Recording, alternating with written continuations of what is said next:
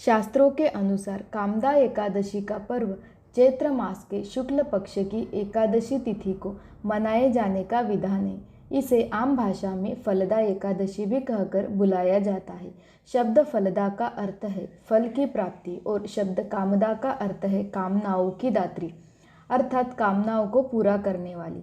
इसे शास्त्रों में भगवान विष्णु का उत्तम व्रत कहकर संबोधित किया गया है।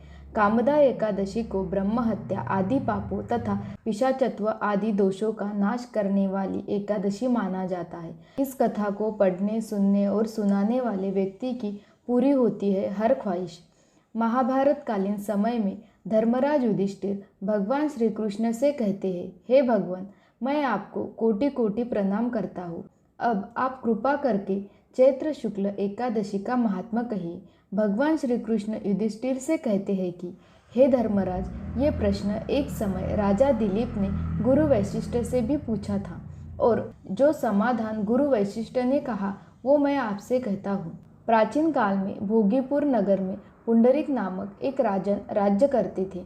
भोगीपुर नगर में अनेक अप्सरा, किन्नर तथा गंधर्व वास करते थे तथा राजा पुंडरीक का दरबार किन्नरों व गंधर्वों से भरा रहता था, जो गायन और वादन में निपुण और योग्य थे।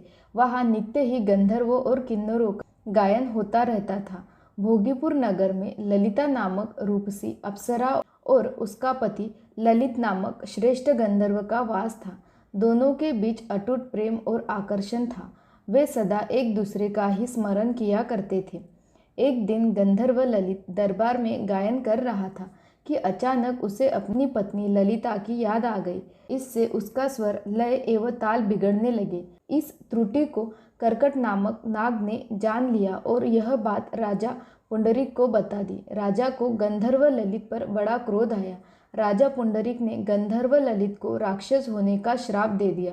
ललित सहस्त्रों वर्षों तक राक्षस योनि में घूमता रहा। उसकी पत्नी भी उसी का अनुसरण करती रही। अपने पति को इस हालत में देखकर वह बड़ी दुखी होती थी।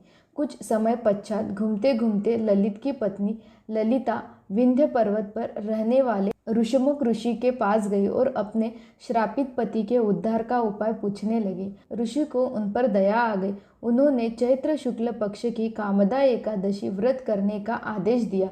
उनका आशीर्वाद लेकर गंधर्व पत्नी अपने स्थान पर लौट गई और उसने श्रद्धापूर्वक कामदा एकादशी का व्रत किया। एकादशी व्रत के प्रभाव से इनका श्राप मिट गया और दोनों अपने गंधर्व स्वरूप को प्राप्त हो गए।